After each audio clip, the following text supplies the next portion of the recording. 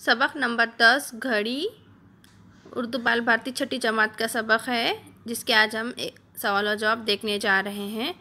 एक जुमले में जवाब लिखिए। नंबर 1 है, मुसन्निफ़ किस पेशे से ताल्लुक़ रखते हैं? जवाब, मुसन्निफ़ डॉक्टरी के पेशे से ताल्लुक़ रखते हैं। नंबर 2 है, पुराने ज़माने में वक्त का अहम पैमाना क्या था? जवाब, पुराने ज़माने में वक्त का अहम पैमाना सूरज था। नंबर 3 है, क़दीम यूनान और रूम में कौन सी घड़ी बहुत मकबूल थी? जवाब, क़दीम यूनान और रूम में आबी घड़ी बहुत मकबूल थी। अगला सवाल है, एक निशान से दूसरे निशान तक शम्मा के पिघलने का क्या मतलब था? जवाब, एक निशान से दूसरे निशान तक शम्मा के पिघलने का मतलब था कि 1 घंटा गुजर गया।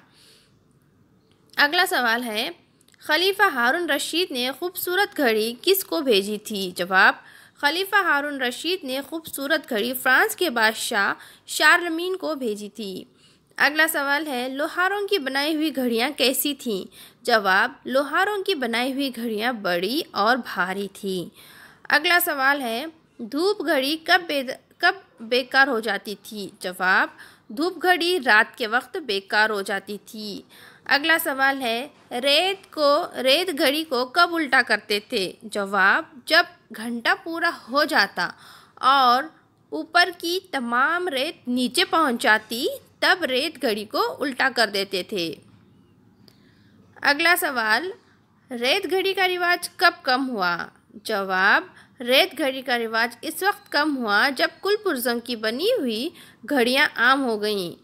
सवाल है, यूरोप में कुल पुर्जों की घड़ी कब नमूदार हुई? जवाब, यूरोप में कुल पुर्जों की घड़ी 12वीं सदी में नमूदार हुई। अगला सवाल है, अहम मकामात पर घंटा घर क्यों तामीर किए जाते हैं? जवाब, अवाम की सहूलत के लिए अहम मकामात पर घंटा घर तामीर किए जाते हैं। अगला सवाल है कि मुख्तसर जवाब लिखिए।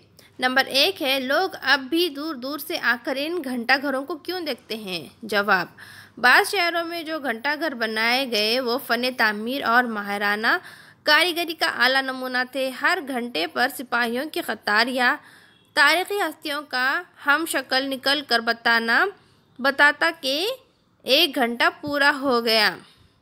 लोग इन्हें देखते और वक्त का अंदाज़ा लगा लेते। लोग अब भी दूर दूर से आकर इन्हें एक गुजरे हुए ज़माने के आसार के तौर पर देखते हैं। सवाल नंबर 2 है, मुसन्निफ़ ने ये क्यों कहा है कि वक्त क्या हाथ आया, तरह तरह की घड़ियाँ सामने आ गई? जवाब, सनती तरक्की की वजह से घड़ियाँ जेबों से निकलकर कलाई पर आ गईं, तो ऐसा महसूस हुआ कि वक्त हाथों में आ गया है। इसके बाद कई तरह की घड़ियाँ वजूद में आईं, जैसे बग़ैर चाबी के चलने वाली, अंधेरे में चमकने वाली, पानी से ख़राब ना होने वाली और चोट सहार जाने वाली घड़ियाँ। इसीलिए मुसन्निफ़ ने कहा है कि वक्त क्या हाथ आया, तरह तरह की घड़ियाँ सामने आ गईं। अगला सवाल है, आजकल कौन कौन सी घड़ियाँ बाज़ार में दस्तयाब है? जवाब, आजकल बाज़ार में बहुत सी घड़ियाँ दस्तयाब है, जैसे सेल से चलने वाली, दीवार गेर घड़ी, सेल से चलने वाली कलाई घड़ी, बग़ैर चाबी से चलने वाली घड़ी, अंधेरे में चमकने वाली घड़ी, पानी से ख़राब ना होने वाली घड़ी, चोट सहार जाने वाली घड़ी और मोबाइल में घड़ी वगैरह। अगला सवाल है कि मुसन्निफ़ ने छोटी घड़ियों को क्या खूबियाँ बताई हैं? मुसन्निफ़ ने छोटी घड़ियों की कई खूबियाँ बताई हैं। एक तो ये कि इन्हें संभालना आसान हो गया, दूसरी ये कि छोटी घड़ियाँ देखने में सुबक नज़र आती हैं और वक्त की पैमाइश में इतनी हिसास है कि सेकंड के हिस्से का भी हिसाब रखती हैं। अगला सवाल है, सबक के दर्ज झैल अल्फाज की मदद से सही जुमले बनाइए। नंबर 1 है, था सूरज तो पैमाना से बड़ा वक्त का सब। तो जवाब कैसा आएगा कि वक्त का सबसे बड़ा पैमाना तो सूरज था। अगला सवाल है, हुआ रिवाज का घड़ी बाद शमा, इसके बाद शमा घड़ी का रिवाज हुआ। अगला सवाल है, हाथ वक्त क्या तरह आया, सामने घड़ियाँ आ गईं। जवाब है, वक्त क्या हाथ आया, तरह तरह की घड़ियाँ सामने आ गईं। अगला सवाल है कि मुफस्सिल जवाब लिखिए। नंबर 1 है, रेत घड़ी की साख्त और तरीक़ेकार के बारे में लिखिए। जवाब, रेत घड़ी शीशे की एक नलकी थी जो दरमियान से इतनी पतली होती कि 2 हिस्सों में बटी हुई नज़र आती ऊपर के हिस्से में भी रेत भरी होती जो नीचे गिरती रहती। ऊपरी हिस्से के बिल्कुल खाली होकर निचले हिस्से के भरे जाने में पूरा 1 घंटा लगता था। जब घंटा पूरा हो जाता, ऊपर की तमाम रेत नीचे पहुंच जाती तो रेत घड़ी को उल्टा कर लिया जाता और रेत का गिरना दोबारा शुरू हो जाता। नंबर 2 है, पुराने ज़माने में वक्त मालूम करने के लिए कौन से तरीक़े इख्तियार किए जाते थे? 10 सत्रों में लिखिए। जवाब, पुराने ज़माने में वक्त की पैमाइश का सबसे बड़ा पैमाना सूरज था। दिन ढलने और वक्त गुजरने का हिसाब इस बात से रखा जाता था कि सूरज कहाँ पर है। वक्त को नापने के लिए सबसे पहले धूप घड़ी बनाई गई। ये घड़ी बढ़ते हिसाब के हिसाब से वक्त बताती थी, लेकिन रात के वक्त ये बेकार हो जाती थी। कदीम यूनान और रोम में आबी घड़ी से वक्त की पैमाइश की जाती थी। इसके बाद शमा घड़ी का रिवाज हुआ। इसमें मोमबत्ती के जलने और पिघलने से वक्त के गुजरने को जाहिर किया जाता था।